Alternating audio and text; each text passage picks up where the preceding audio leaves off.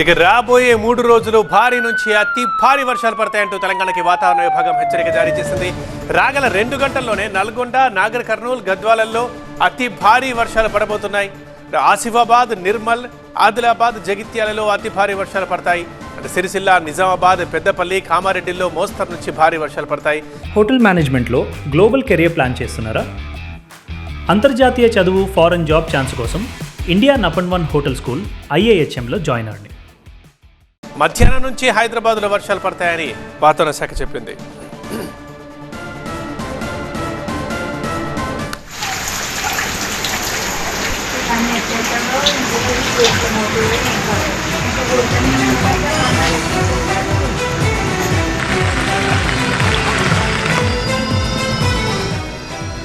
రైట్గా మా ప్రతినిధి శ్రీధర్ లైవ్ లో అందుబాటులో ఉన్నారు. వాతావరణ శాఖ ఏం చెప్తోంది, ఎక్కడెక్కడ వానలు పడబోతున్నాయి, పూర్తి డీటెయిల్స్ అందించడానికి శ్రీధర్ ఏంటి ఈ మధ్యకాలంలో మనం ఎప్పుడు చూడాలి ఒక ప్రకటన చూస్తున్నాం, నిజంగానే అవి చూస్తుంటే కొంచెం టెన్షన్ కూడా అనిపిస్తోంది.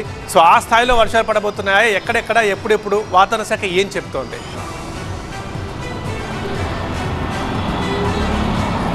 ఖచ్చితంగా ఈ 4 రోజులు చూసుకుంటే మాత్రం తెలంగాణ రాష్ట్ర వ్యాప్తంగా కూడా కొన్ని జిల్లాల మాత్రం అత్యంత భారీ వర్షాలు కురిసే అవకాశాలను ఇప్పటికే వాతావరణ శాఖ అధికారులు హెచ్చరికలు జారీ చేశారు.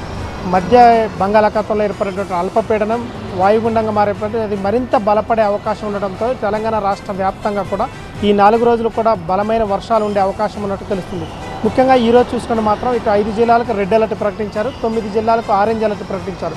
మిగతా అన్ని జిల్లాలలో కూడా ఇటు మోస్తారు నుంచి భారీ వర్షాలు కురిసే అవకాశాలు ఉన్నాయని వాతావరణ శాఖ అధికారులు అంటున్నారు. ఇటు రాబోయే 4 రోజులు కూడా తెలంగాణ రాష్ట్ర వ్యాప్తంగా కూడా భారీ వర్షాలు ఉండే అవకాశం ఉంది.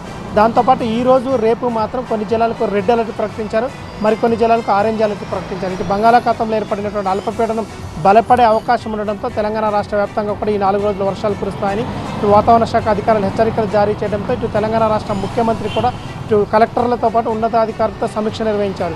ఎక్కడ కూడా ఎలాంటి అవాంతరీయ సంఘటనలు జరగకూడదు. ఎందుకంటే గతంలో చూసుకుంటే మాత్రం ఖమ్మంలో 2 గంటల్లో కేవలం 2 గంటల్లోనే 42 సెంటీమీటర్ల అత్యధిక వర్షపాతం కురవడంతో దాన్ని దృష్టిలో ఉంచుకొని ఇప్పుడు కూడా అత్యధికంగా భారీ వర్షాలు కురిసే అవకాశం ఉన్నందున అధికారులందరూ కూడా అలర్ట్ కావాలని, ఎక్కడ కూడా ఇటు ప్రాణ నష్టం కానీ ఆస్తి నష్టం కానీ జరగకుండా చూడాలని కూడా ఇటు కలెక్టర్లతో పాటు అధికారులను కూడా ఆదేశించారు.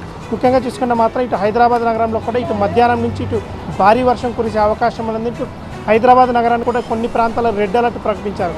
ఈ నేపథ్యంలో ఇటు GHMC అధికారులతో పాటు హైడ్రా అధికారులు, పోలీసు అధికారులు ముగ్గురు కూడా సమన్వయంతో పనిచేయాలని ఇటు ముఖ్యమంత్రి రేవంత్ రెడ్డి సూచించారు. ఎక్కడా కూడా హైదరాబాద్ నగరంలో కూడా ఎలాంటి ప్రాణ నష్టం జరగవద్దు, ఎలాంటి ఆస్తి నష్టం కూడా సంభవించొద్దని ముందస్తు అధికారులకు ఆదేశాలు జారీ చేయడంతో అధికారులు కూడా ఇటు ముంపు ప్రాంతాల్లో పడవలతో పాటు అత్యవసరమైతే హెలికాప్టర్లు కూడా ఉపయోగించాలని అధికారులు సూచిస్తున్నారు. ముఖ్యంగా చూసుకుంటే మాత్రం ఈ 4 రోజులు కూడా ఎక్కువగా ప్రమాదం ఉన్న ప్రాంతాలు అంటే అత్యధిక భారీ వర్షాలు ఉన్న ప్రాంతాల్లో సెలవులు, స్కూళ్ళకు కూడా సెలవులు ప్రకటించాలని, అదేవిధంగా IT ఉద్యోగులు కూడా వర్క్ ఫ్రమ్ హోమ్ నిర్వహించాలని అధికారులు సూచిస్తున్నారు. ముఖ్యంగా చూసుకుంటే ఓవరాల్గా చూసుకుంటే మాత్రం ఈ 4 రోజులు కొన్ని జిల్లాల్లో మాత్రం అత్యంత భారీ వర్షాలు కురిసే అవకాశాలు ఉన్నట్టు తెలుస్తుంది.